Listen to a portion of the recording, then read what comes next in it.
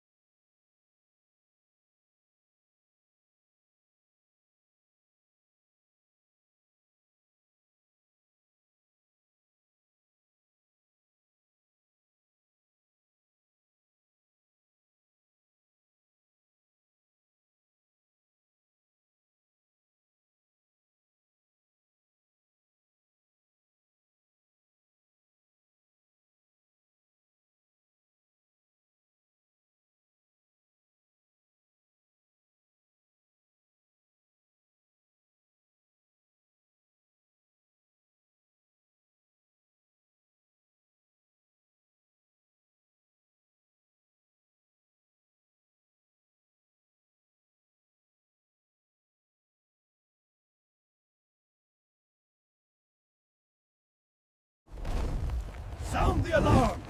To arms! They are here!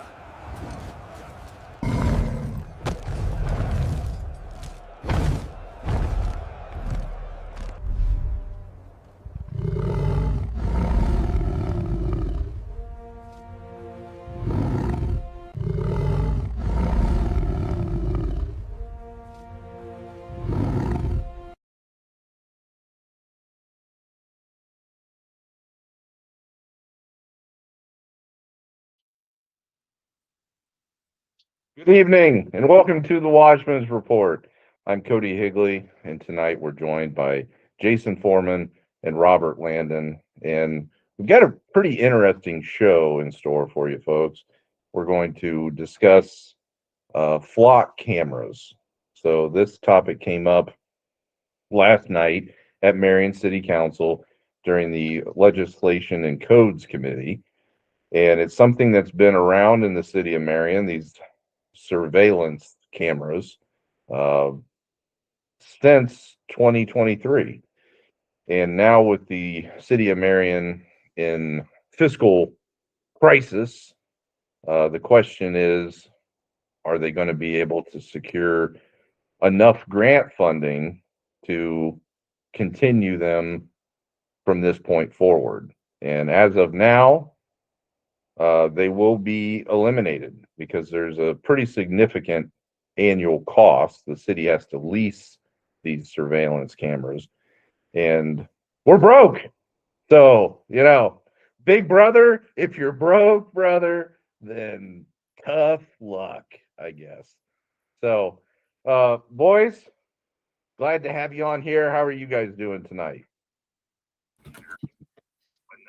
I'll take that as a you're doing well. AJ, I'm doing pretty you good. doing well? I'm just tired, man. So just to let everybody know, Cody and I left literally straight from our day jobs, took off to Marysville last night. We learned a lot of stuff we knew. It was a very interesting night. Yes, and he's referring to the town hall on the topic of data centers, which is another huge rabbit hole, travesty for Central Ohio and the Buckeye State as a whole.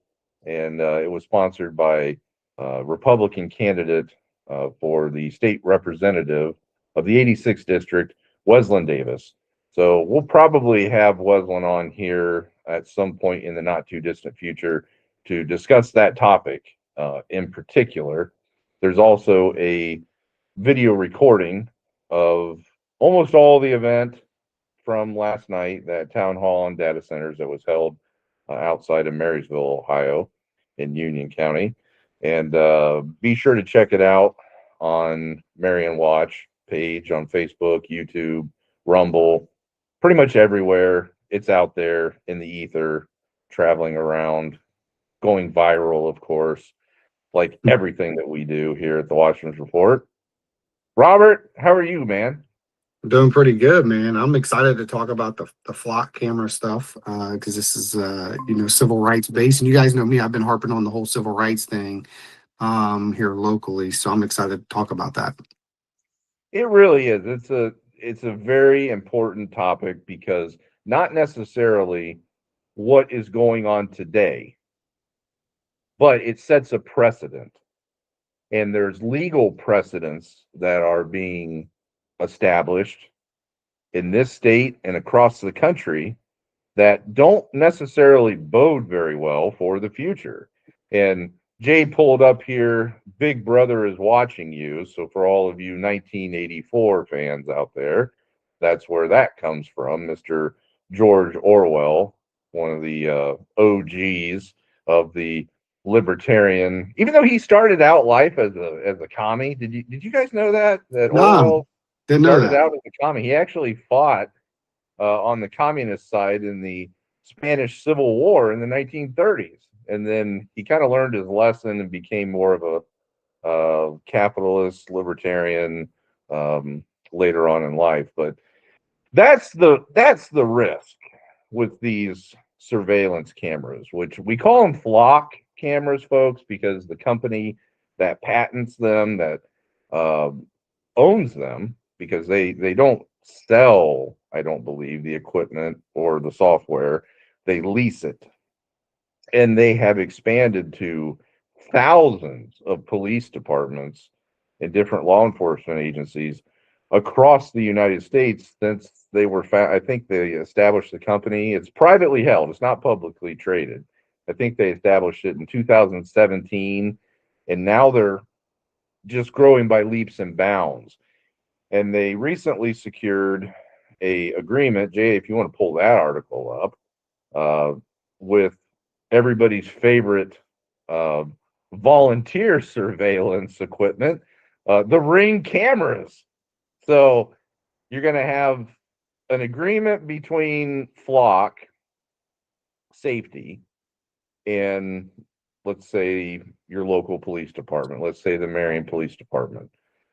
So not only is Flock doing the surveillance out on the streets with these cameras that right now they claim that it's a link, Jay, the one with the Amazon or Ring, a website article.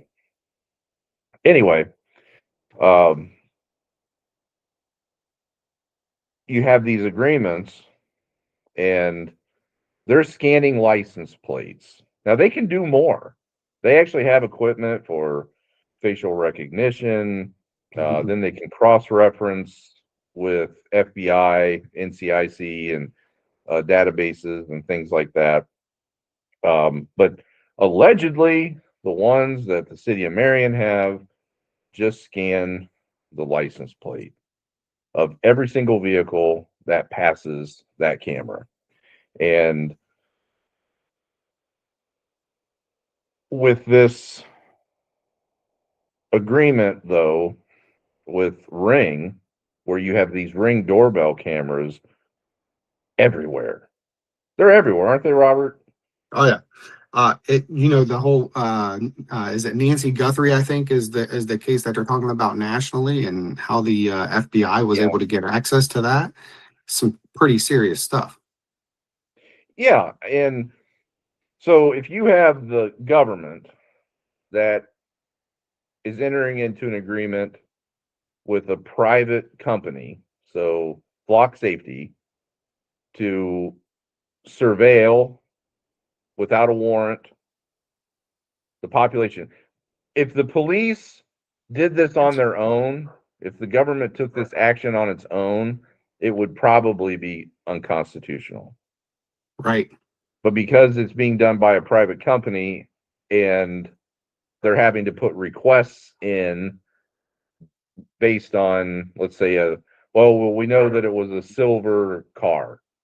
Well, tell us how many they would have passed this area. So tell us how many silver cars, and then they cross-reference that with what Flock has, and then Flock will tell them it was this car. They're Right. very detailed in their descriptions and their identification. And it just goes beyond that. But if the state did that itself, I'm pretty sure even today's judges would say that that violated the Fourth Amendment. But because it's a private company doing it, they can get away with it. Well, enter this agreement between Amazon Ring Security and Flock Safety. So Amazon Ring is surveilling, I don't know how many millions of households in this country. And there again, it's a voluntary decision by that homeowner to say, I want this service. I want to install Ring Security. So they make their own private decision. And when they purchase that equipment, then they are agreeing to the terms of service. So probably in the fine print of this huge, lengthy terms of service agreement, it says that we can share your data with law enforcement or any other agency that we so fit or deem fit. So they're setting it up for an agreement between private company Amazon Ring, private company Flock Safety, and then the government, your local police department, or any other agency for that matter. So then they're going to share this with them, and then they're going to, through Flock's service agreement with your police department, they'll share that information. That's how this shit gets out of hand. That's how we get to 1984 Big Brother situation. So when critics of this, the civil libertarians and the ACLU has been a very vocal critic. A lot of conservatives hate the ACLU, but occasionally they get things right. They do, folks. Occasionally they do. They're right on this. What do you think, Robert? What's the saying? A broken clock is right twice a day, something like that. Something like that. My concern is you would, I mean, you can sign up for allowing private corporations to take over your data, have access to your data, things like that. There's usually like user agreements, privacy notices, things like that. But we're not seeing anything like that. No citizen is signing off for this. No citizen is signed up for this. There hasn't really been a transparent process. Up until recently, have we really seen much commentary from the police chief? So there's a lot of concerns. Who's auditing this? Are they auditing themselves? Who's holding them accountable to make sure that they're not abusing access, abusing authority? There's just so many questions that we don't have answers to. Exactly. And I think that the situation is obfuscated deliberately. They don't want people knowing what the extent of these surveillance systems are and what their potential is. Yeah. And again, it's not pointing the finger to say that the Marion Police Department is misusing or abusing it today. Not Right. saying that, folks. It's possible that it has because you don't have oversight. If you're going to have systems like this where you basically throw the Fourth Amendment out the window, and again, these courts have largely upheld the constitutionality of these service agreements between surveillance companies like Flock Safety and the government in public spaces. So they'll say, well, you don't have a right to privacy driving your car down the street. I disagree with that. And if you look back at a lot of the older case law and everything, it's pretty clear that you should have to have probable cause. So it's one thing to say back in the old days, if you watched Law and Order or something like that, they'd go to a witness. So there'd be a crime scene and they would do their sleuthing and their detective work and they'd go find somebody and he'd say, yeah, I heard a shot and then I saw a red Camaro drive off into Yeah. the night. So then they may say, okay, well, about what year do you think the Camaro was? I think it was probably a 1982. So then they go and they might search the BMV and say how many 1982 Camaros are red in this city. And that's how they would have to do it in the old days. So that's changed.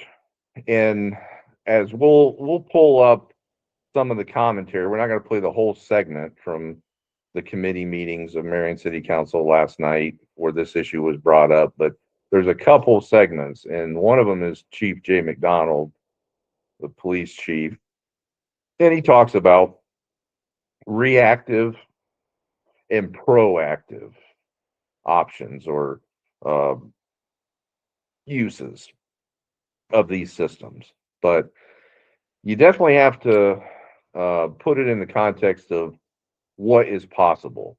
And again, we're making leaps and bounds, advances in technology across the board. And one of the things, let's say Neuralink and companies like that, they're actually, I mean, this is not tinfoil hat territory, boys. They're talking about brain scanners that can read your thoughts. Right. So it seems like sci-fi way out there, but this stuff is being researched and advanced rapidly.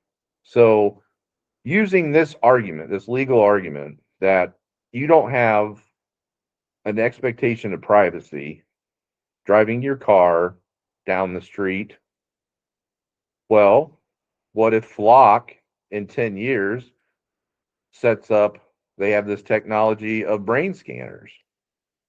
And they say, well, it's just on the public streets and you don't have an expectation of privacy.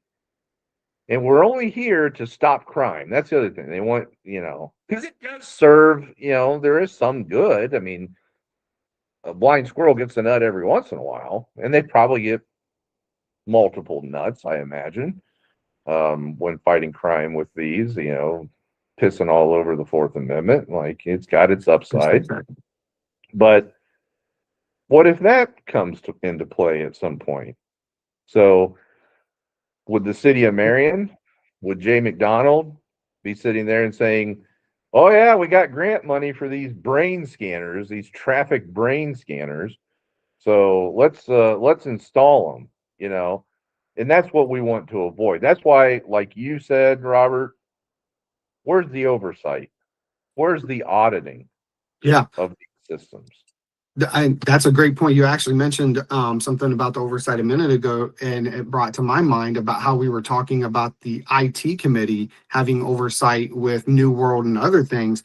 I think this definitely falls under their scope of authority, where at minimum, if this is going to be something that we're stuck with, I would hope that Marion City Council would start exercising some more oversight authority, whether it's through, the whole of council or at minimum through the IT committee. That's just my perspective, but like you said, there's got to be some sort of oversight here. Yeah, and we'll focus in on that when we play the clips here in a little bit from last night's council meeting.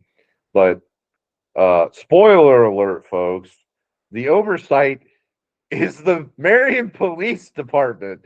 It's Major Schaefer of the Marion Police Department. So not only does McDonald say that Major Schaefer is kind of their IT guru in the force, but he's the one that he said when Scott Kreider asked him, like, who does the auditing of this? He's like, oh, Major Schaefer does.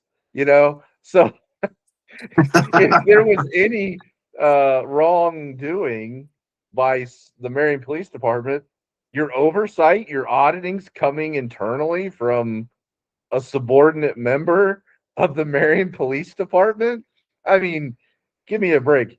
Am I wrong in this, Jason? No, not at Robert? all. Not at all. I mean, I think, again, this is my opinion and my time in city government. I did get to work with Major Schaefer, and Major Schaefer was always a really nice guy. He always seemed like he was a man of integrity, very studious, knew what he was talking about. If he came to the table, he was very educated on subject matter. But uh, having somebody that is overseeing flock cameras, audit the flock cameras, it doesn't give anybody a reason to trust the process. Nobody's saying Major Schaefer is doing anything, but the optics of it is just not, I mean, we've talked about this with the whole auditor's office. I mean, you have to have checks and balances. They've all said that about the auditor's office as well. Certainly, a lot of that gets talked around at Marion Police Department.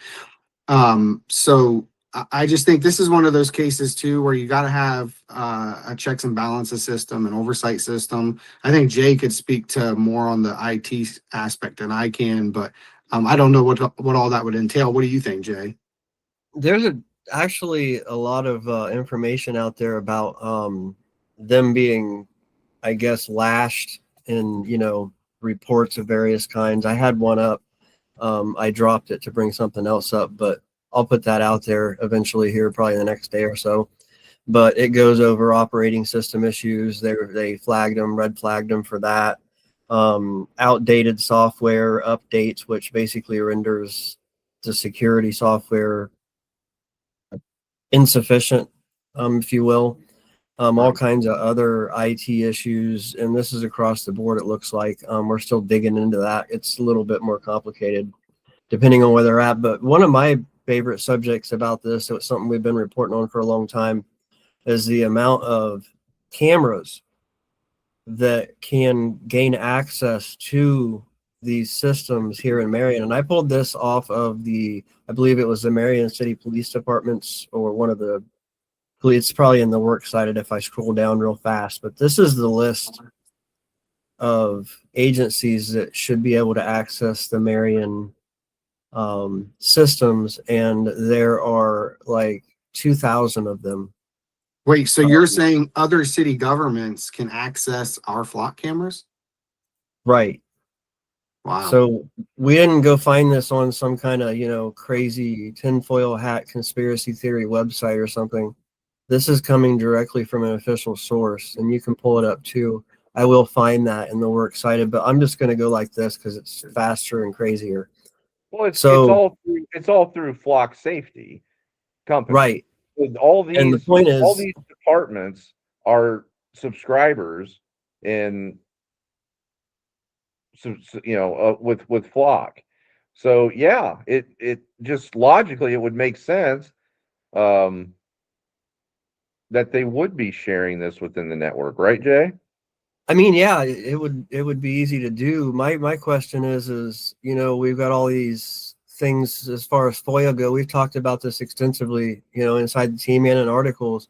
They're a privately held company, so they don't have to abide by those like a government agency does. And when I'm scrolling down, and I'm still going through the same list, guys. This is the same list that I pulled off of an official website. This is a problem for me because, like, who's tracking this? Where's the logs for this? Who's accessing these systems? When can they access them? What's the protocol for that? And how do we get that information? Right. It's going to be anything internal within the policies of the municipality at the local Right. level. That's the thing. And There then you is got no federal or state oversight, any laws. There's no ORC other than you've if got they're blatantly violating uh, constitutional rights and things like that. right. But other than that, it's not like there's a flock camera section of the ORC. So that should be very concerning. Yeah. That they're creating this nationwide surveillance state, and even if it's only at, for the most part, within a lot of these departments, it is only at the license plate scanners. And again, stressing that we're not saying that they're being abused or misused or anything like that in the city of Marion by the Marion Police Department. I stress Right. that again. Maybe I should have wore back the blue with the blue stripe and the flag tonight for the show, so everybody knows that I'm not some like cop hater or something like that. No, man, we've No, got cop friends. Like, yeah. So no, that's not exactly. But you And should be able to, but you know what? This is sad because we shouldn't even have to predicate that. I mean, especially for people who know you, Cody, Jay, myself, like people know who we are and our right. principles. Like, we're obviously conservatives. We're obviously for law and order, all those things. But we should also be able to ask, decent questions about the process. That doesn't make you anti-cop. So I just wanted to kind of throw that out there. Right. that's a good, Yeah, that's an excellent point. I don't think that Dennis would be very happy with me if I was on the air, hammer on innocent cops. But there's definitely some serious questions here that the communities, we can document it, like statistically in the comments and interactions with officials and citizens and candidates, and you know what I mean. So Yeah. it's definitely a concern. Yeah, and every red-blooded American needs to be well versed in constitutional rights. I mean, if anything, what it means to have citizenship, you know, there has to be some benefit to that. Jay, pull up the Fourth Amendment again.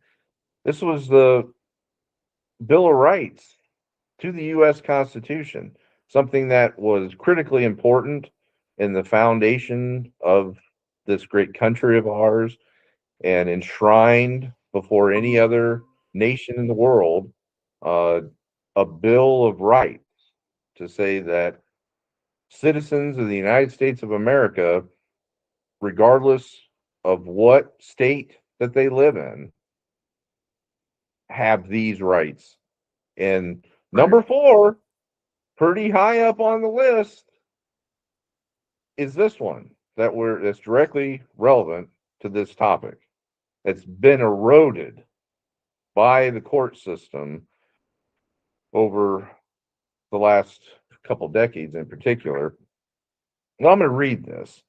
The right of the people to be secure in their persons, houses, papers, and effects against unreasonable searches and seizures shall not be violated, and no warrants shall issue but upon probable cause, supported by oath or affirmation, and particularly describing the place to be searched and the persons or things to be seized. So that's pretty strong language and a pretty fundamental right, constitutional right. So it's one thing if you commit a crime, then you know, by God, we hope you do the time. But surveilling everyone, even if it's just their vehicle, their license plate, car description, that's un-American. That's un-American and can easily be abused, not only in its current application, but also with these additional advancements. So I hope these things get the hell out of the city of Marion and Marion County because they're just no good. Yeah. Yeah, they're definitely a dangerous, slippery slope. That's for sure. I think.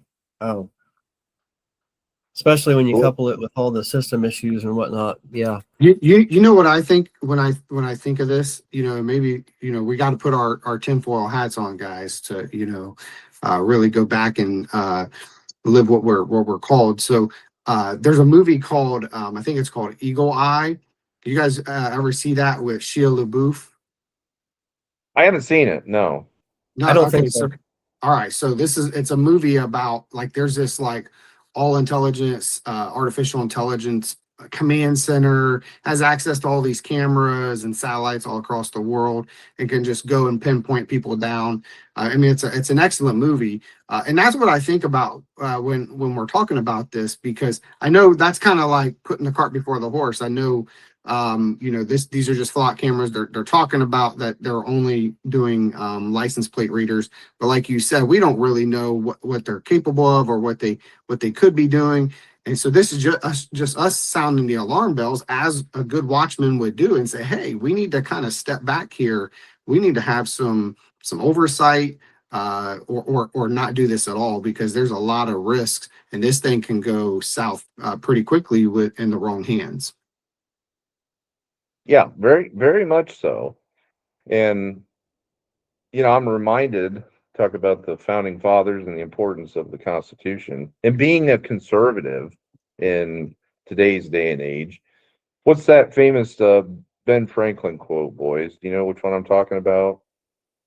Oh, if they asked him, what did you give us, sir? And he said, a republic if you can keep it. Well, that one, yes, that's definitely relevant. But to paraphrase, he who would sacrifice essential liberty for security deserves neither and will lose both. So that's where last night at the council meeting, you had a number of people on council and out in the audience that said, well, I'm not committing a crime, essentially paraphrasing what they said. I don't have any problem with this. This is great. This is great. Well, what if that situation changes? What if we get a totalitarian police state as government to where they do start monitoring every single aspect of your life? Aren't you entitled as a citizen of this country to that Fourth Amendment protection? Don't you own you and your thoughts unless you commit a crime? When you go out there and you commit a crime, then you have broken the chain of civilization, essentially. You've torn up. That's why you don't really have any rights. Well, you used to. You know, you didn't have a whole lot of rights when you were incarcerated. The state owned your ass because you broke that social compact. Well, Cody, tell us Basically from a took history. a shit on the Constitution and the rule of law. So, but if you're a peaceful person, you haven't. And if you're a citizen, you deserve those protections because it's a right. It's not a privilege. Can't be taken away. George Carlin talked about that. I'm bring George Carlin up here again, guys. He was very cynical bastard, and he said, we don't have rights in this country. You have privileges because a right can't be taken away by the government. But the government takes away rights all the time, so they're just temporary privileges, is what his routine. And if you're cynical, yeah, but we can't accept that. We have to, maintain resolve and say, no, this is our right. So what do you guys think about that? Absolutely. And give us a little bit of historical background, Cody. What was prompting them to bring about the Fourth Amendment back in the colonial days? You remember the movie The Patriot with Mel Gibson, Oh yeah. and they're just going in and they're seizing people's belongings. They're searching their homes. This was actually happening under British rule. And so that's why that exists, so that they can't just come into your house and search your things. And that's the same thing with your car. They shouldn't just be able to. I mean, if they have probable cause, if you're speeding, if you're a danger to society, obviously, but just to pull you over for no reason and then search your car, I mean, there should be protections for that, and that's what this constitutional right is there for. Yeah, that's interesting that you bring that up. It'd be like, I don't know, having a whole bunch of British constables, lined up along the roadway from Lexington and Concord in Massachusetts, and they're in there the bushes or in the ditch with their Big old binoculars. magnifying glass. Yeah, and they're tracking every horse that goes by. So say, oh, that's a thoroughbred, about 16 hands high at the shoulders, and 14 at the hocks or something like that. And they were doing that for every single colonist that went down that road. Like, do you Yeah. think our American founding fathers, my family goes all the way back to the Mayflower, fought in the American Revolution? I got a whole list of patriots on the old family tree. What the hell would they say about this? And we're a bunch Yeah. of pussies, man. We're a bunch of pussies that put up with all this crap, all this tyranny in Mhm, the name of alleged security. You mhm. know, am I wrong? That's very concerning to me. I mean, we've talked about it, and I believe the first time we ever talked about it in a broadcast, we all just flat out called it what we've called it this time, un-American. Period. Like it's concerning. Yeah. Well, what was the British tea tax? What wasn't the whole Tea Party was founded over the tea tax, and it was like what 2%, and now we're being taxed like if you add up every single tax, man, it's got to be like I don't know what it is, but it's got to be like 60, 70, 80%. It just seems Yeah, like all your money goes to taxes one way or another. And they went and did a whole revolution over this. And here we are. We're just taking it every which way, man. It's something's got to give. we do. It is. It's if you looked into that, they had the stamp tax, and they had a tax on tea, and of course you paid if you owned property, you paid property tax. That's it. That's the only taxes that you paid if you were American in the British colonies, or you know. And now, yeah, we just put up with so much crap every which way. Um, There's been problems with them too with the citizenry in Marion. I know that Mr. What is it, Cooper Matthews? Sorry, I'm very tired, guys. So he's been at council several times now and spoke about this, and we've talked to him a few times. We're probably going to get him on soon. We're trying to branch out into some other areas, but there's been issues in communities with these things and some of the AI and things that are used in them, and it's caused some problems. Let's put it that way. yeah, and now, before we watch the segment from last night's meeting, which I know you're just chomping at the bit to see that again, if you haven't seen it. But how the hell, where did these come from? Well, if you look into it, it's actually a pretty controversial story.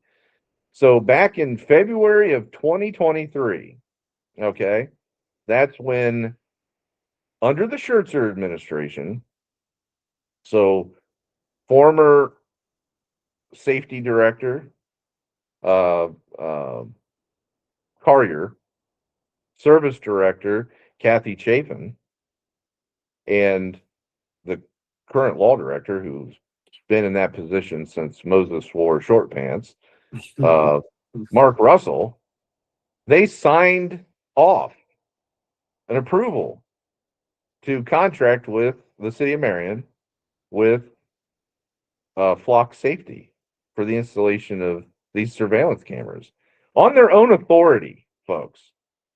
It wasn't until a month later that Marion Police Chief Jay McDonald sent a notification that he was planning on installing these, or that it was in the works. He didn't spill the beans on who signed off on it, but he sends that to council.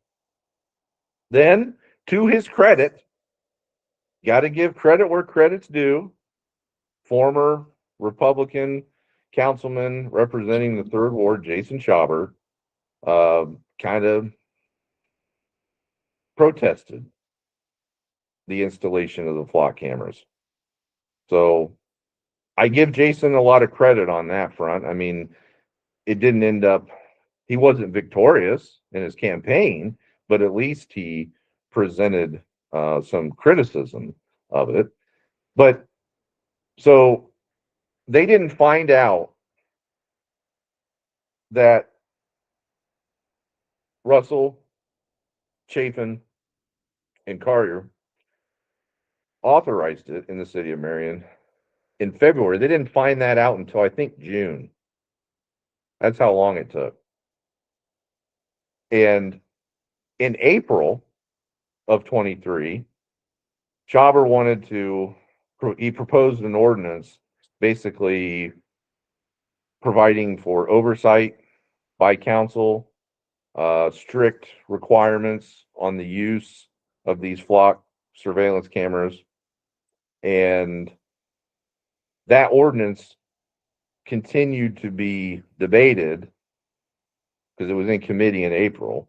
By June, when they found out that, hey, they already signed off on it, it was still pending legislation. Do you guys recall this? A little bit, yeah. Yeah. Yeah, it was definitely strange. I remember researching it while we were looking into the systems themselves, and yeah, that's pretty much. I don't remember the exact dates, but yeah, it was You very can pull bizarre. up some of those articles. The oldest one, you can just run through. I think the oldest one's at the bottom, I think. I'm probably not But- looking at the same screen that you are. Which one is it? Is it the ordinance one? They're articles. Yeah, Marion Star articles, I believe. Yeah. But, then that created kind of a contentious back and forth at that council meeting when Schauber finds out and kind of calls him out, between him and Jay McDonald. And then they engaged in kind of a social media pissing match over the issue.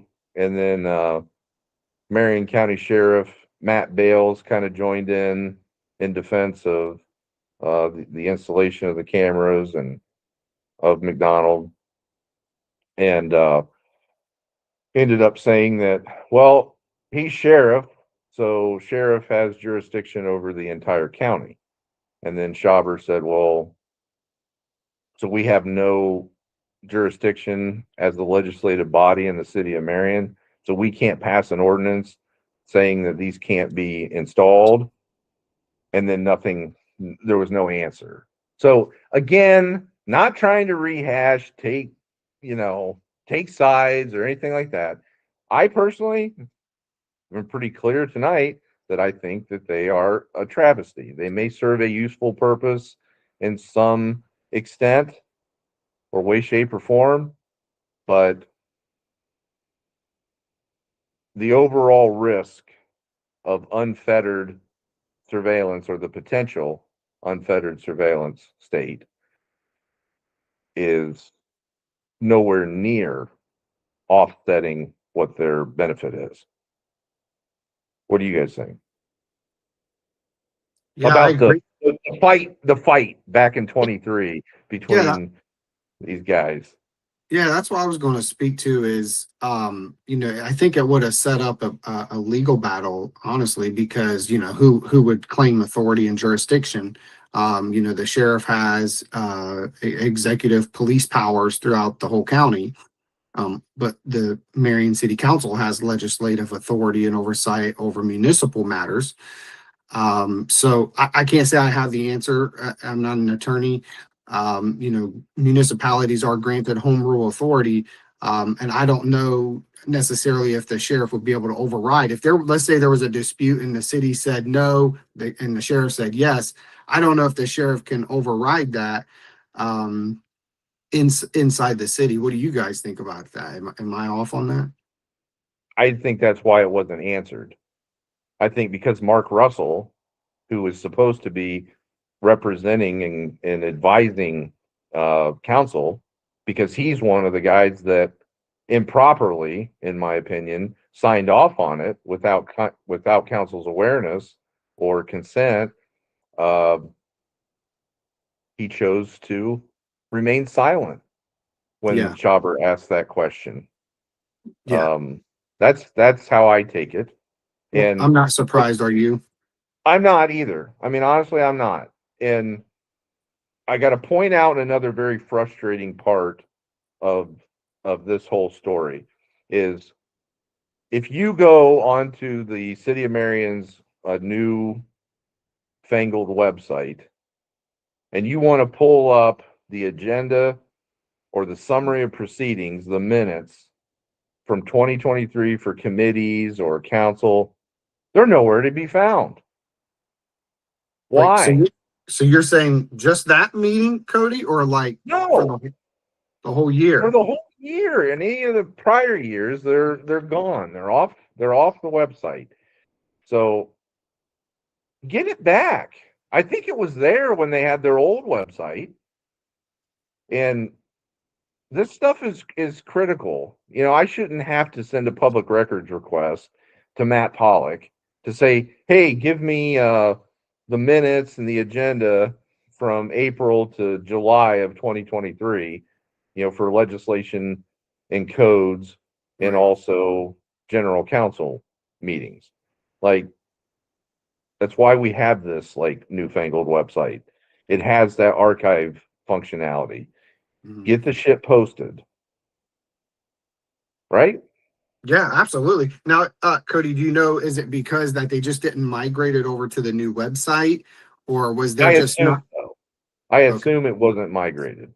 And Okay. maybe that's something that Jacob Bolden is supposed to do. I don't know.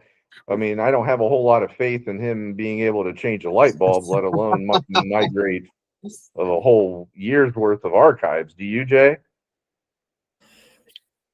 I have my days. No, not really, not anymore. Well, Honestly, Jay doesn't want to be combative tonight. He's too tired to rant and it rage. is. I mean, Jacob Bolden. so the system issues in that entire fiasco of crazy, it's just a Pandora's box of more crazy. And the closer we look at it and the more, we open it up and discuss it with officials to the capacity that they're allowed to anyway, which is, sometimes limited, but we can see movement and gauge the movement, if that makes sense. And yeah, I mean, it's all just, it's so bad. Like I keep on saying when I talk to you guys and I talk on camera, we're talking to people in other states that have done IT for many, many years, in the corporate sector and some people that have worked in government sectors too. And their top nightmare of concerns are password sharing, unimpeded administrative access, server room access, open. There was an office in there under the Schertzer administration. The list is long. And apparently some of these permission issues were widespread. I don't know about unimpeded administrative access, but I can tell you that it was way higher than it should have been. And Well, we have had Twyla on, and she has talked about how she was, witness and ordered to hand over passwords. So we know that was happening now. This is not a tinfoil hat discussion anymore. It's been under scrutiny by people, and we've had people on my personal page, people on the watch page that have worked in IT. They've gone on small rants in there. They're carefully worded, but I mean, just the lack of the ticketing system and being able to audit and account for what's been going on over any period of time, period, is a serious problem. And I I'm know gonna Ralph rant picked on up them on that not real quick. posting the agendas and the summary proceedings on the website. That's what I mean, that's what I'm be ranting in I context know of this discussion. We already know that everything else with New World and the whole IT infrastructure and lack of accounting, it sucks and it's it's it could horrible. have not been migrated over from the old system, but I don't know anymore. Like I said, the more we look at something on that side of things, the more concerning it gets. So yeah, I mean, it could have not been migrated, or it could have not been done. Well, We do know some other things. the reason why I brought it up is because didn't we hear something not long ago about how there was like records not being kept or something, like minutes were not being recorded for certain meetings? So when you mentioned that, that triggered that thought to True, me. I was like, oh, okay, true. was it because the clerk wasn't recording minutes, or was it because of a migration issue? Sounds like there's probably been both. Yeah, very Um, well. All I know is that they're not there. And when you're trying to do research on like a topic like this, let's just say you're an average citizen and you're concerned about flock cameras. And you say, "Oh, well, the city's been touting this website, and then I can go and view agendas and minutes and things like that." And you go there, and 23 and older is not available. Like they have the ordinances, the past ordinances are on there, but nothing else. Like so, then you got to send a request to Matt Pollock, and you don't know what you're going to need, or I guess maybe you can go up there to City Hall and do it in person and look over what but it makes it much more difficult, right? Yeah. Yeah, no, and I think Matt's doing a pretty decent job with what he has. I definitely don't think he stonewalls like some previous clerks. Usually if you ask for something, he'll try to give it to you if it's in his scope. yeah, I also don't think maybe he's necessarily fully trained on all of the systems neither. I think maybe again, I don't know what Jacob Bolden's doing if he's just sitting on his hands, but why is he not helping Matt Pollock have access to systems and migrate things? Obviously we can't expect Matt to be an IT expert or anything, but he definitely knows how to be organized. I've worked with him in the past. So I think we have this is just another example, guys, of like how widespread, we have IT issues in the city. yeah, and it's important to have a system in place and a department that's well led and well processed. Period. Yeah. But I mean, I know that there. I don't want to go too far into this, but I know that there were issues when he took over. We know because we have the receipts. Let's put it that way. Yeah. I keep on Watch those referring to shows, them. read those articles. We've Yeah. talked about it a gazillion times. It's proven, it's fact. Let's move on to the clip of Marion City Council, Jay. Yep. Flock cameras. Flock cameras is the topic. How Sesame Street, this episode is brought to you by the letter F. D. Smith? Yes. Mr. Clark? Yes. Ms. Larkin? Yes. All right, All fast right. forward We have to- one item of new business, and it's a discussion on flock cameras. So, really don't know where we That should guy. start this. Chief, Chief you want McGraw. to come up and give us some answers on it? It's your boy Spears. Good evening. I want to thank you for the opportunity to answer some questions and provide some information on what I believe is one of the most important crime-fighting tools that we have available to us, the City of Marion. I want to talk to you a little bit about what flock cameras are and what they're not. What they are, they're stationary license plate readers that take a snapshot of a passing car. They do not capture video, and they do not follow people. In Marion County, the Marion County Sheriff's Office holds the contract and owns the data. And that data is stored for 30 days. What it collects are license plate text, the date and time that the car passes the camera location, and the basic vehicle attributes, the make, model, color, that kind of thing, that are all observable from the public roadway. What's not collected are names, addresses. And let's do this. Let's have a little bit of dialogue, just brief, as we dissect. Let them talk. But that may be the case as far as just the license plate, description of the vehicle, that sort of thing. for what they have right at this moment. There are many other equipments and agreements out there with flock safety that have all kind of capabilities, right? I think Absolutely. that's a valid point. Yeah. All right, play. His phone numbers, race, sex, other confidential personal information. And our flock cameras do not use facial recognition. There have been some discussions about the security of flock cameras. Flock cameras have multi-factor authentication.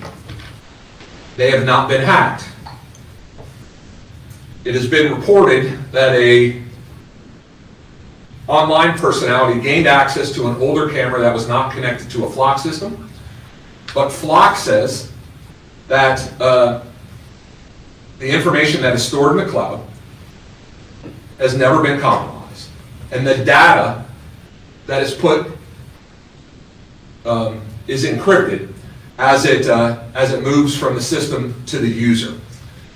The cameras are not connected to each other. So even if somebody hacked a camera, it doesn't tell them information collected by a separate camera.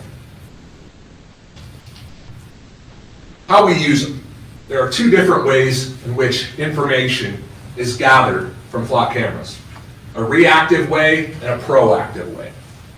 The reactive way is the way we most often use them.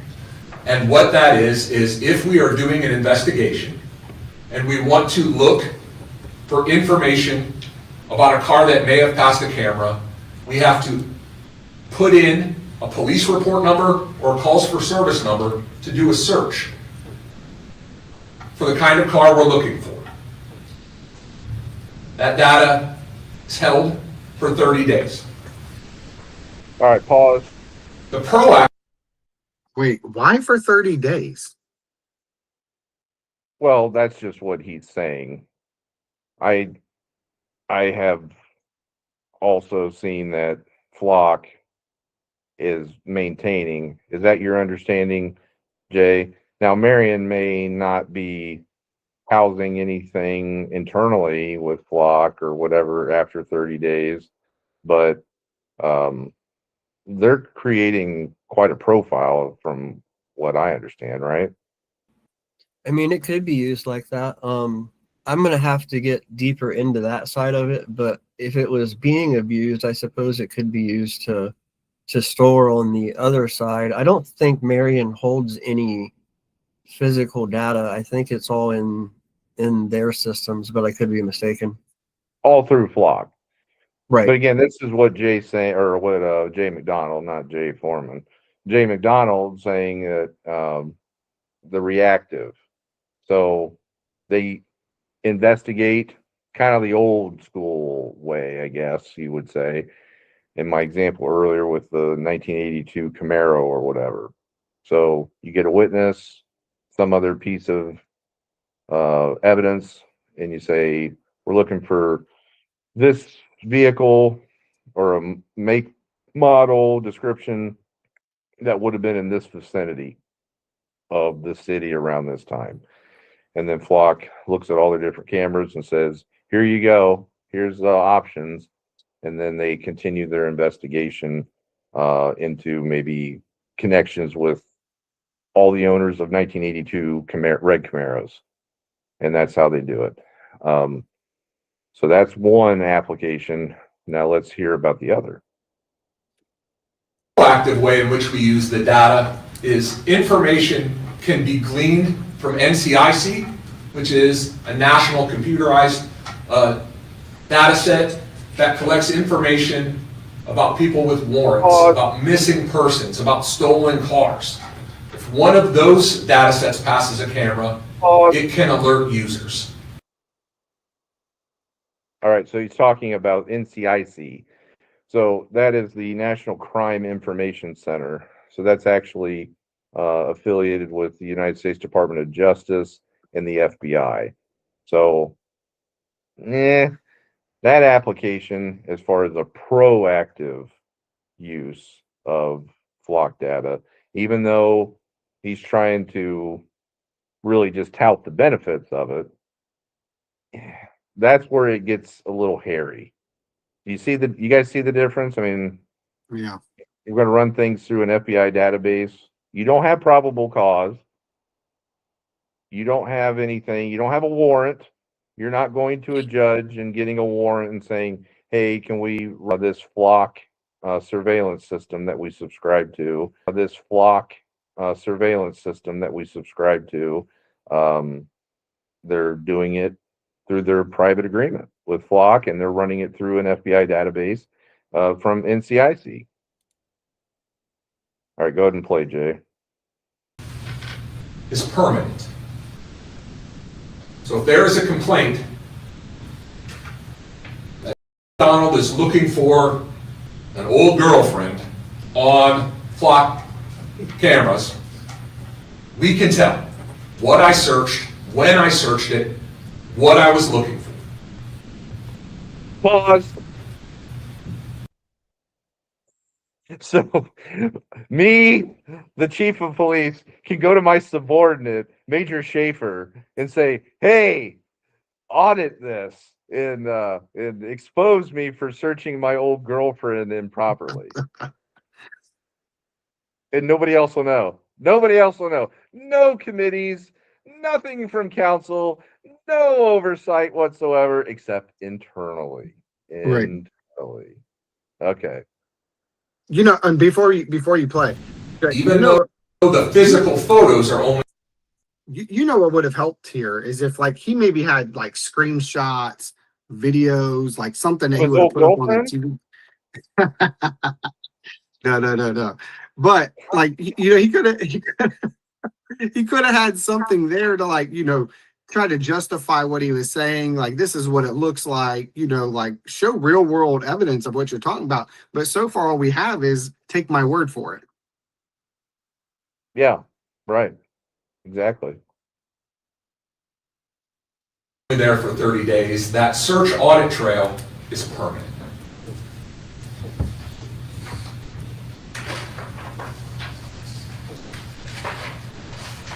I have available up here on the table some copies of information that comes from Flock and also a list of success stories from 2025 and 2024. We have used Flock cameras to solve all kinds of crimes, from hit-skip crashes to homicide. They play an important role in the investigations of a wide variety of criminal investigations here in our community. What they are not is they are not used for minor misdemeanor traffic offenses. We do not use them to see if your license plate is expired. Matter of fact, that would be against the city ordinance, prohibiting us from doing so. I'm sure there are a lot of questions. There. I'll be happy.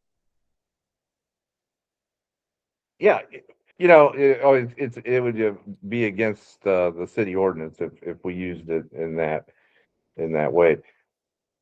Well, again, when you don't have any oversight to see how you're using it, all this is bullshit. Unless you have an independent regulatory body providing oversight, then this is all meaningless to me, right, Robert? Yeah, absolutely. I mean, you know, Jay has, you know, he's said things over the years about me as auditor. He said things about Miranda as auditor and all these expectations he's had when he has no financial expertise, and all the things about transparency and accountability. But then, you know, he's not holding himself to that same standard when it comes to flock cameras. You know, right now, yeah, and I don't know what these handouts are that he's talking about. I'm assuming it sounds like they're just testimonials. And that's great. You know, I'm glad to hear if that's true, if they've used that to solve homicides, great. But again, going back to your point earlier, like at what point do we say we're willing to give up rights to for for protection. You know, that's obviously the constant tension we live in a constitutional republic. But there's just been nothing that screams transparency. There's been nothing that screams, hey, we should trust this process. You know, at least like, you know, when we're talking about holding auditors accountable, like you have reporting to look at, you have, you know, people have access to New World System and so on. Like, who has access to the flock cameras? Just Major Schaefer and McDonald? Does anybody from council get access to that to go in and audit it themselves? So, you know, there's just a lot of opportunities for transparency and trust, and I'm just not seeing that, unfortunately. Exactly. Very good point. Happy to try to answer as many questions as I can. But if I can't answer them, I have brought Major John Schaefer, who is the tech expert at the police department, who is probably better versed in this tool than I am. And also Sheriff Bales is here as well, who can help me answer some questions. Thanks, Chief. Does anyone from the committee have any questions? No. It's my understanding these are funded completely by grant funds at the moment. Is that correct? That is correct. We have a grant that is paid for these cameras that runs out, I believe, June the 30th. Sheriff, does that sound right to you? May 31st. And we have applied, we being the Sheriff's Office with the support of the Police Department, to renew grant funding. But there are no city tax dollars being used to pay for them now. And if the grant is denied, it is not currently in my budget to keep them going forward, even though I believe that they are a fantastic crime-fighting tool. They were in my budget until circumstances dictated that I had to take them out. Certainly. So the city has currently 22 of these flock cameras, and the cost is currently $3,000 a year. So 66,000. I also saw a statistic in a recent Marion Star article where it was quoted as being $68,000 for the city. So if he's saying that there's no cost, but he doesn't have room in the budget, then it's apparently a 100% reimbursed grant. Is how I would understand it. I didn't see anything that explicitly stated as that, but is that how you understand it, Robert? Yeah, because I'm kind of confused. He said he had money in his budget before, but if it was 100% paid for grant, then why did you even need money in your budget I for think it? because they're getting reimbursed. Reimbursed. So they have to spend the money, and then they're getting a reimbursement at the end of the year or whenever it is through the grant. So you have to have money to spend, and I imagine. Yeah. Well, now we have to see how good of an administrator he's going to be. Where can he cut costs? If he thinks it's such a great crime fighting tool, well, what are you going to do to keep that crime fighting tool? Where are you going to make cuts in other places? I mean, these are real world scenarios every department in the city has to operate with, every corporation, every family. So, I mean, I don't buy into that that fear, like, you know, we have to have the grant or else to operate this if it was so necessary. But again, just goes back to, I just don't feel very trusting of this process at all.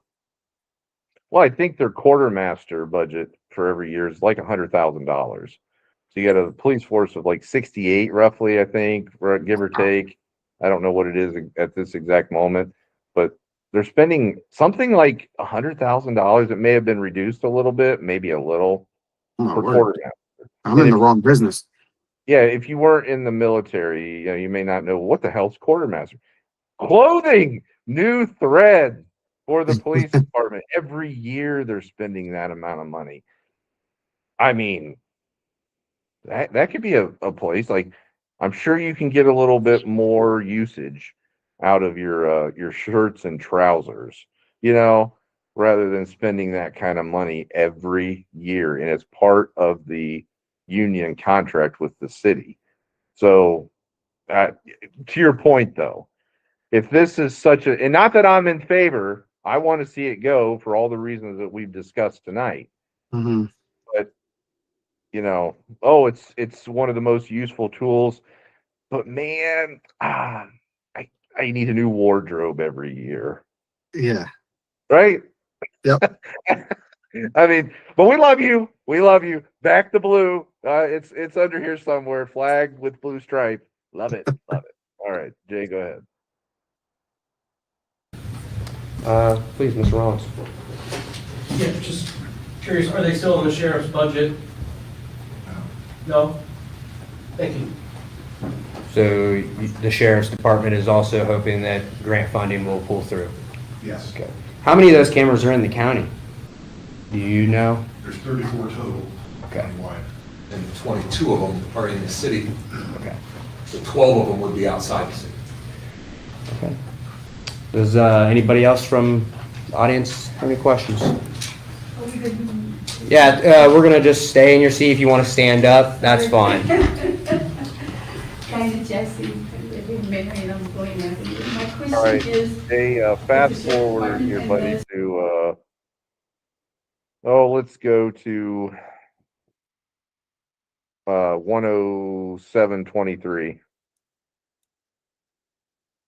So before he cues this up, folks, this was on. Some people may say it's part of the revenge tour for former Democrat Councilman Ayers Ratliff, that he has an axe to grind against Jay McDonald for the situation for 2 years that he was put through with the rape allegations that he was cleared of, found not guilty of. Other people say that it wasn't that at all, that he genuinely is concerned about this issue. And when the video starts, he comes in as a civilian, just a citizen of the city of Marion, not in any official capacity, any elected capacity. And as you'll hear in a minute, he says that over his 20-year career on council, where he had voted thousands and thousands of times on various legislation, this is the number one thing that he regrets, was his support of these flock cameras back in 2023.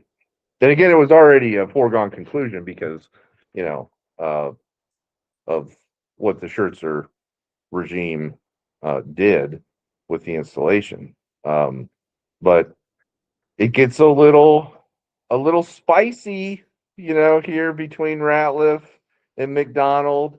And then you'll see some members of council, Thad Smith and Dan Clark, kind of speak up in defense of Police Chief McDonald. So it's an interesting exchange, whatever side that you want to take in on it. So go ahead and play it, Jay. Yeah, it was interesting perspective too that Mr. Ratliff came in on. It's definitely a strong exchange indeed, definitely. Yeah, and before you start, Jay, he's right. He's right about that. Again, I agree with him on this issue. Ratliff is another one that sometimes he's talking about, basically government grocery stores and going on a rampage against this and throwing wrenches. But then tonight, he had his head screwed on straight. So kudos to you. I can call balls and strikes. Go ahead, Jay. 11 Oak Street. And, this is something I had said last December in one of my very last council meetings. And I served on the city council for 20 years and made hundreds, if not more than 1,000 votes for the city. And the one vote that I regret the most is to allow these. I think that they are misused. And, just looking at the optics tonight, you have a gentleman with a gun overlooking and towering over people who get up and speak, telling us that he should have cameras on us 24 hours a day. And it is extremely poor optics just if you look at the makeup of this room right here, with the police chief continuously glaring at your speakers with a gun on his head. And it's Okay, just, Paul, it is Paul. poor optics. Do you guys have a problem with that, with a member of law enforcement who is attending city council being strapped, or anybody being strapped for that matter? Now we can't because it's a government building, and now they installed those metal detectors, and they have the officers sitting down there all the time. But do you find that offensive, intimidating, Robert? No, not at all. I mean, as much as I don't agree with Chief McDonald on many things, the fact is he is the head of our law enforcement agency for the city of Marion, and he can be at risk himself, running into criminals, former people that he's arrested. I am 100% in favor of law enforcement officers being able to carry wherever, because of that fact. Whether they're in the school, whether they're in the courthouse, they just never know when they can be attacked, and so they're at an increased threat risk. But you also know I'm also pro pew pews. I'm pro Second Amendment, so I'm going to back that every day for even citizens for the most part. Obviously, they can't go into restricted areas, but being in a city hall meeting like this, you have a concealed carry and it's a public format. I mean, personally, I'm in favor of that for people too as well. Jay? Yeah, I mean, I'm going to have to go right along those lines. Jay McDonald didn't seem threatening to me. I could see where to some people it may seem threatening, though. You know what I mean? Like, Sure. lead back the police. These guys know, we're not crazy or, whatever, propagandists or whatnot. We talk to the council constantly. So we have no reason to believe that Police Chief McDonald or the sheriff or any other law enforcement official in that room is being intimidating. But I could definitely see, knowing what we know and what we, look into and have seen, how that could be perceived by some people. Let's put it that way. That's a good point. Yeah, I have no problem whatsoever with Jay McDonald being strapped at a council meeting. And personally, in a more perfect world, everybody would be able to be strapped. You'd actually be able to realize the founder's dream of the Second Amendment to its fullest extent. If I want to bring a cannon into council chambers, I should be allowed to. All right, go ahead. And we should not fool ourselves that we are above having a police department that has problems. We are not above having a police chief that has significant moral problems. And we should not give them tools to continue to violate our civil rights as citizens. Because when the police police the police, I don't find him intimidating while he's standing there. I do. And I don't know if any of the other speakers do, but I do. And you are sitting up there at a much different vantage point than someone standing here. Understood. Anybody else have? So Thad speaks up. He doesn't find it intimidating, and which that was the consensus amongst us. So Robert, what are your thoughts on that?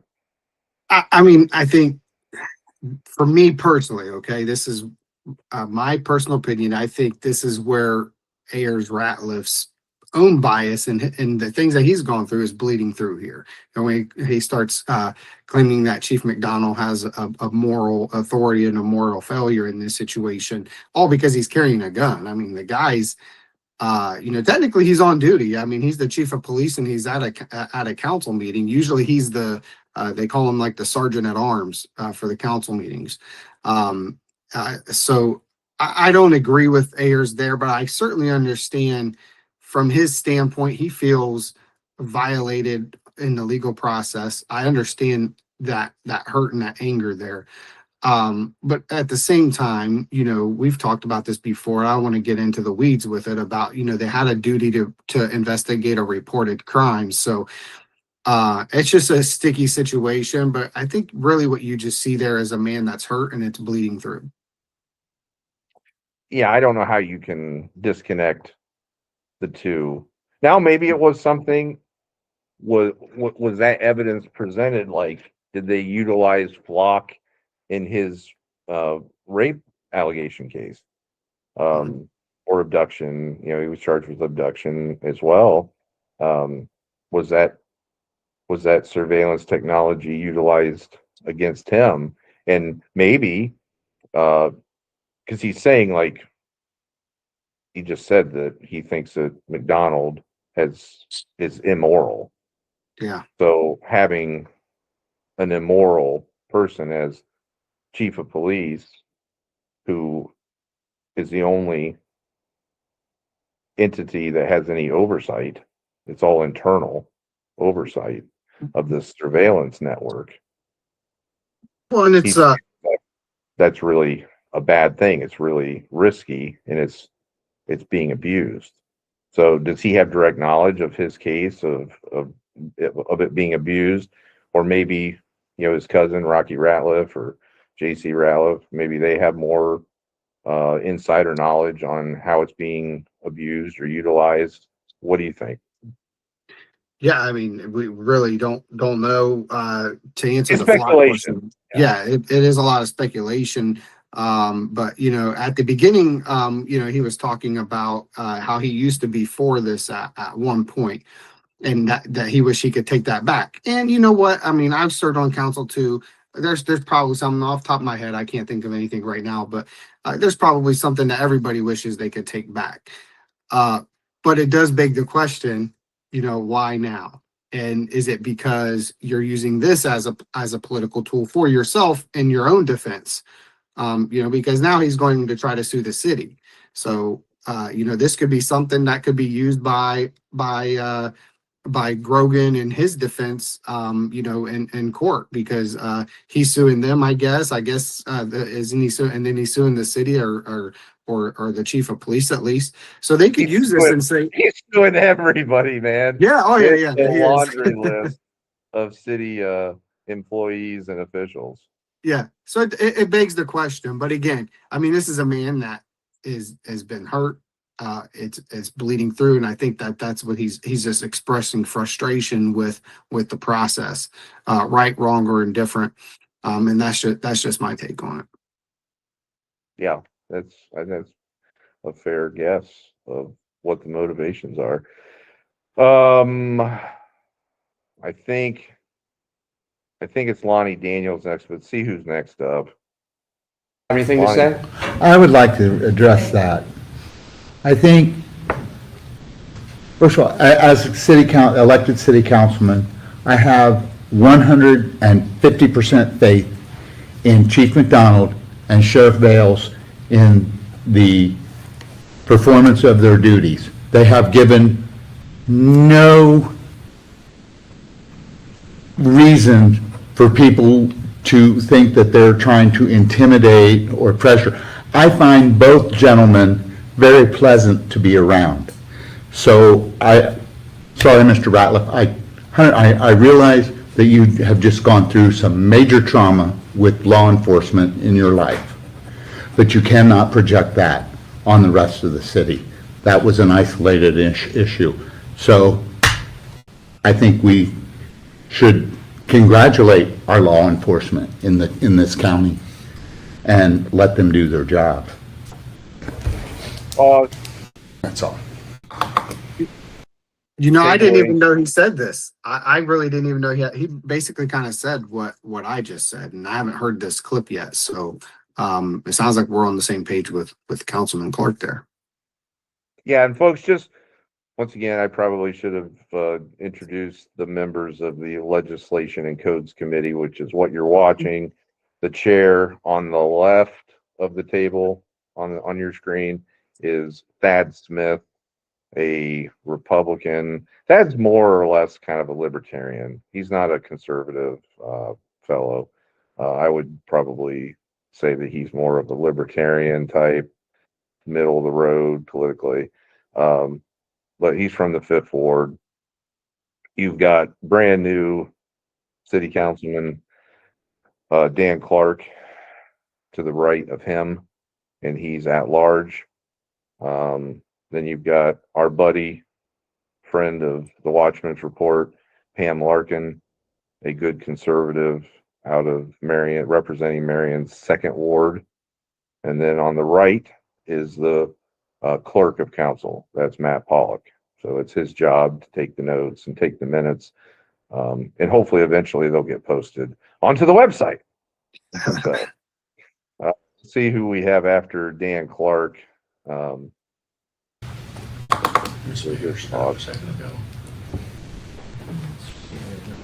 anybody else have anything they'd like to add? Mr. Daniels? All right, let's fast forward from Lonnie Daniels. I'm sorry. Been on here like I 10 times during this topic and really added nothing. this. Not that he, I'm not talking shit about Lonnie, but it was a little bit. I guess I want to congratulate you, actually. My name is Dinah Jesse, I live at 7 over Blaine Avenue, and I don't think this is the place to. Fast forward. Kim Meyer is who I'm looking for, and she's one of the last ones. I think she might be the last one. Now, she spoke twice, I think. Oh, Ayers comes up again. Let's play Ayers. Go back to Ayers. Should have with All right, let's get his retort. I just want to say again, this has nothing to do about a personal thing with me.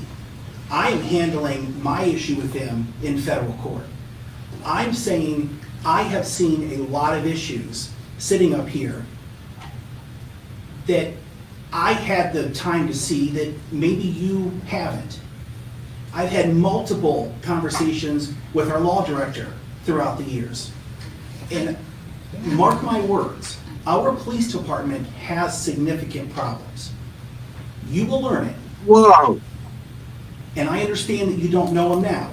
And you should have faith in them until you learn that you can't. I've learned it.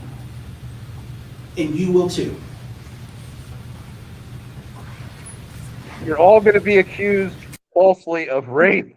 Every last one of you. What in the world? So this guy, he admits he's been serving on city council for 20 years. And then Russell, who's been law director since Moses, he's been in office, and they're both they're apparently, if I'm reading this right, that he's had conversations with Russell about the issues that are in the police department, who Russell has a duty to prosecute any crimes, right? Where was this talk at over 20 years, Mr. Ratliff? I mean, you sat up there on council for 20 years, and I don't recall anything where you've been on this crusade against the police department. So it really does beg the question. It just continues to show that his hurt and the trauma that he's gone through is bleeding through here. I mean, I'm not necessarily faulting the guy because he's been through a lot, obviously. But to sit here and just say those things when you've been on council for 20 years, it just begs the question, why now? Valid point. Jay? I mean, I thought his case was absolutely insane and ridiculous, and I talked to him, at length several times. I don't know enough about the 20-year political background on the inside of council to comment on how that would have went, but I mean, he makes some valid points. I could see it from certain perspectives. I do think he's got to be at least upset about the entire thing. I would be upset. I know his wife's upset, and I know his whole family's upset. I mean, I would be upset. So, I mean, I think that there is definitely some hurt there, but he does make some valid points. I definitely think, just a horrible situation, and to be accused falsely by your own flesh and blood, your own daughter. I mean, that is that'll Yeah, destroy your life. I mean, or I want to know about this conversation between him and Russell now. I mean, I feel like we got a story brewing here, gentlemen. I mean, he's talking about conversations over the years with our prosecutor about our police department. I mean, that's really big news, guys. Or is this just me? I mean, our prosecutor's talking to a council member. They've both been in there for a long time about alleged crimes, alleged cover-ups, like what allegedly is happening over this span of time. I mean, it's hard to tell. You know what we've always thought has allegedly happened, and there's all that. So it could be anything. I wouldn't be surprised, but I would like to know, definitely, especially with everything that the three of us know, present company and others that aren't on tonight. Definitely. No, and I think Ratliff will earn some respect in my mind here if he goes on record and admits what he's seen and heard and known over years. I'm questioning why he's just now coming out and telling us. It's like the federal government trying to tell us aliens are real now all of a sudden. I mean, why are you waiting for 70 years of information? It's just, I'm just being tongue in cheek there, but Right. it just begs the question, why wait for 20 years to come out? So good. This is good conversation. Yeah, It's all no, crazy. totally. All right, let's play. I think Kim is next. And again, before you play it, Kim Meyer, who is a regular attendee of citizen attendee of Marion City Council meetings here. I'd say she's probably been showing up for maybe the last year, half a year. And this is a topic that she actually brought to the last regular session of Marion City Council as a concern of hers. What was the flock cameras, flock surveillance system. And I think that's a good example. It's inspiring to people to say, this is how you affect change. This is how you get involved in advocacy, is going to a meeting, paying attention, first of all. And then if you want to bring something up, even if you don't know the correct committee, so she didn't know that it needed to go in front of legislation and codes committee. Mhm. So she brought it up as matters not on the agenda, a public comment period. She went up there, introduced herself, gave her name and her address, and she said, I'm concerned about this and I would like this to be talked about. Or and then they said, well, that would be an appropriate thing to bring up in legislation and codes committee, which is, we'll get it scheduled for next week. And then that's how this came to be. So huge shout out to Kim Meyer out there for getting involved, paying attention, and advocating for her community and herself. So Right. a big Yeah, we salute. see her in the comments a lot. She's actually Yeah. pretty cool, and And she likes our conducts show, herself pretty well. so Yeah. that makes her even cooler, right, guys? That's right. Right. All right, let's finish. Kimberly Mayor, 890 Gephardt. I'm not one to pass judgment on anything, and I'm not intimidated 100% by a person wearing a gun on their hip, but I'm in a building where I'm not allowed to wear a gun on a hip if I wanted to wear one.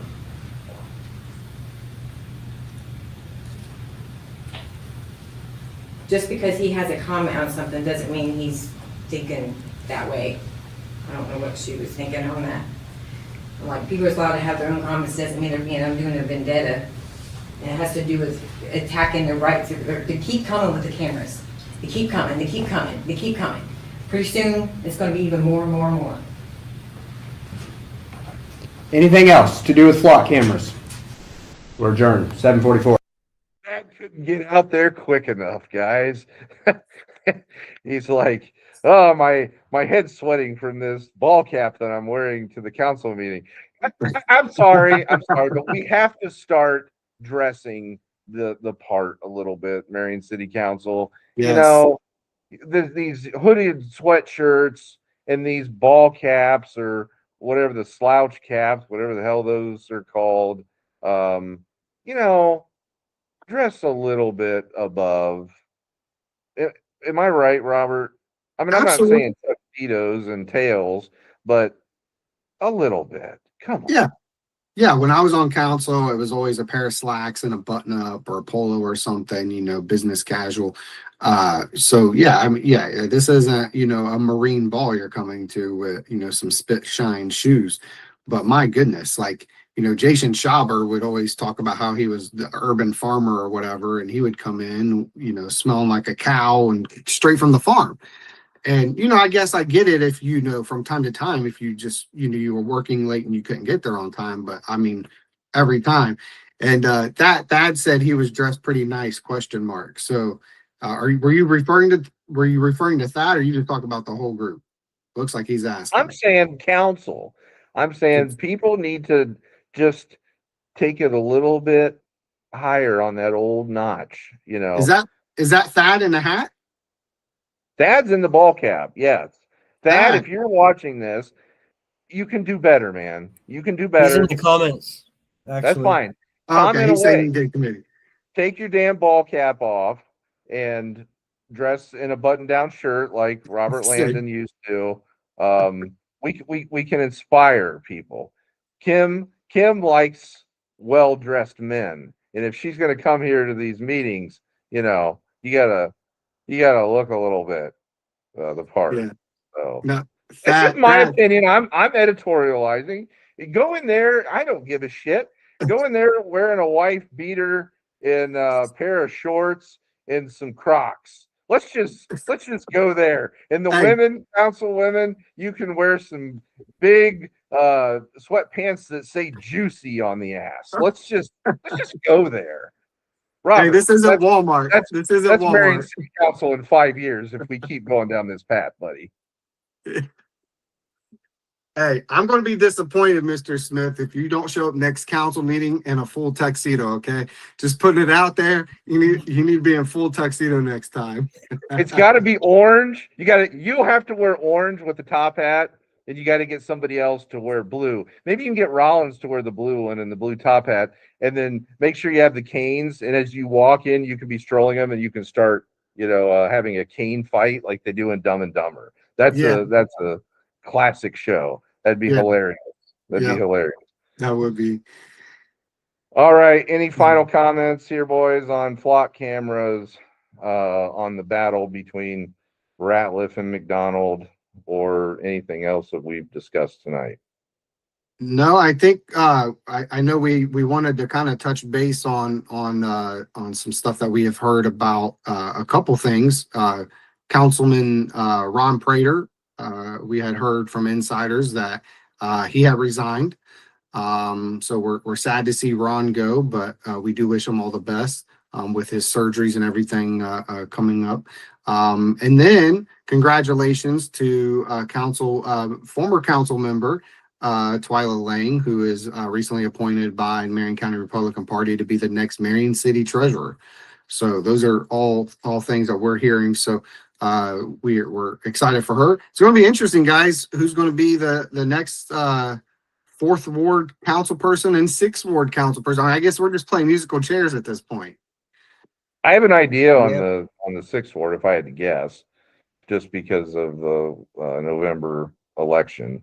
I would think that they would approach Bill Dichtel, who did not get a spot, one of the at-large positions, but he had replaced Mike Neff when Mike moved out of the city.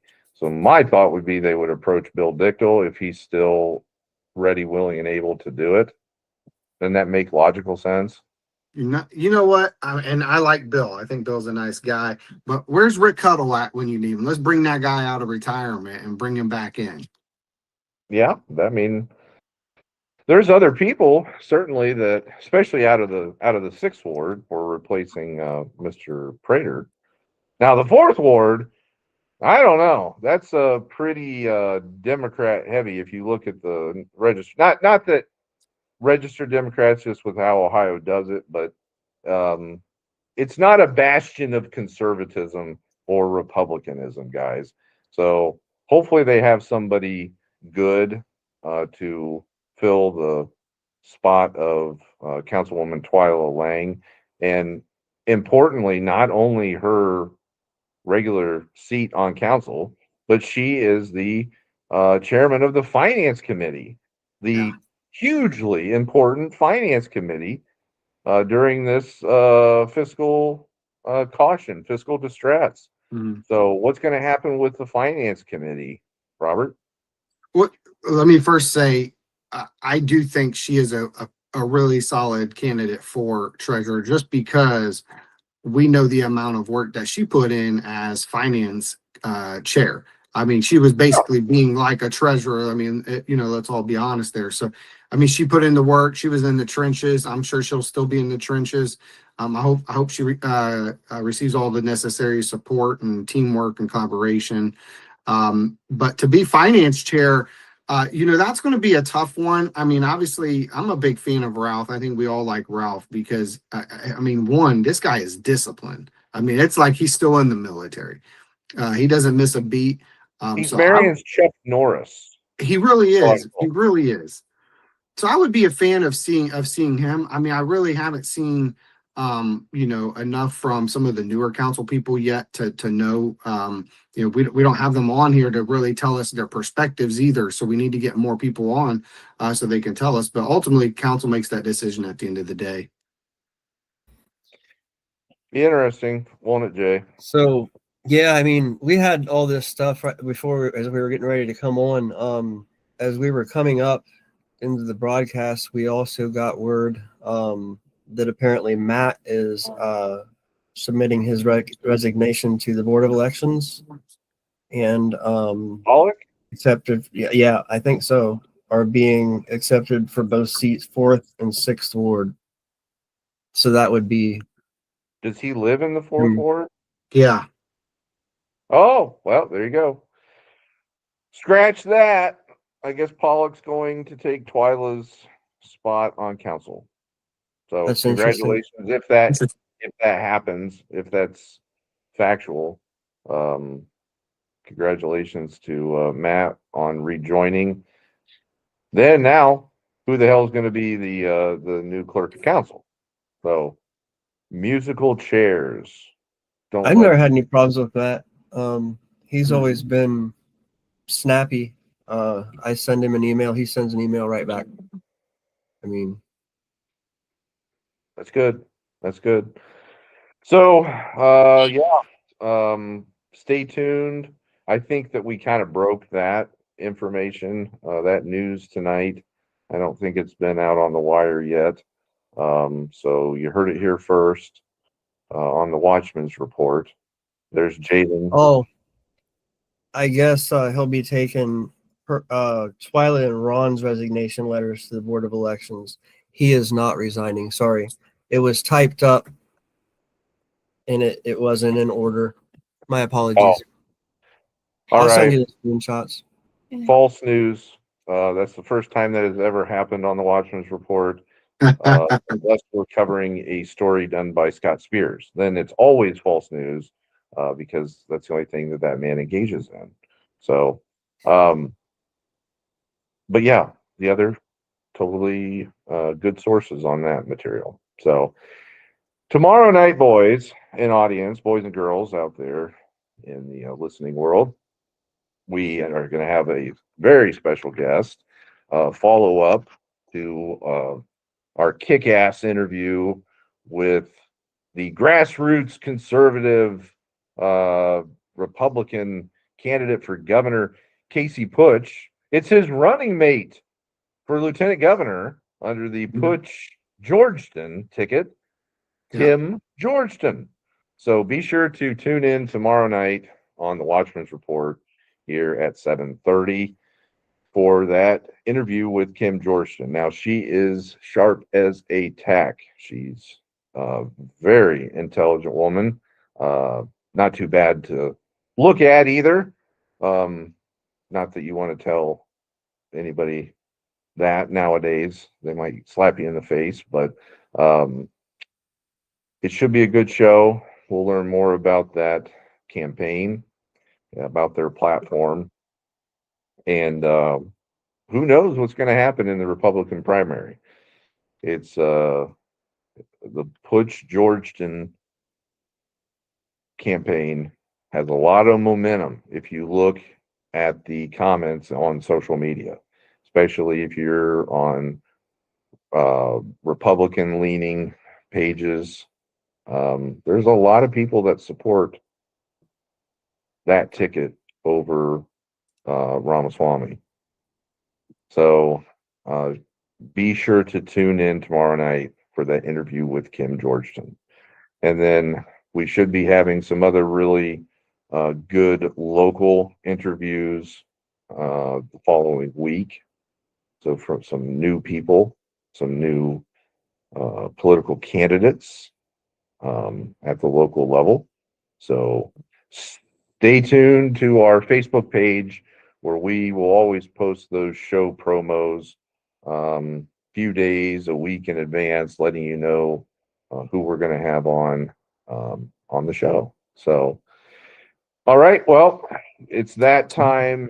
As sad as it makes me to end the night, we have to sleep, folks. I mean, look at Jay. Jay is just, he gets no sleep. This man is basically sleepwalking. That's the only, why he's like coding.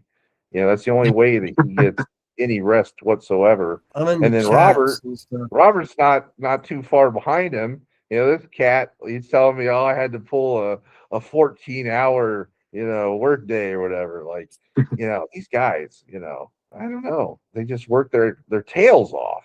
Their tails off, folks. So I mean, we got to get them to bed, tuck them in, and sing them a lullaby here on the Watchmen's Report. So until next time, for Robert Landon, for Jason Foreman, I'm Cody Higley, and this has been the Watchmen's Report. And remember, folks, a watchman is always vigilant.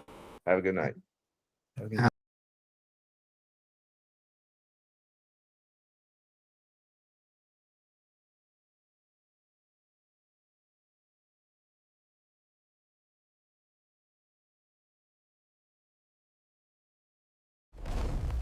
Sound the alarm! To arms! They are here!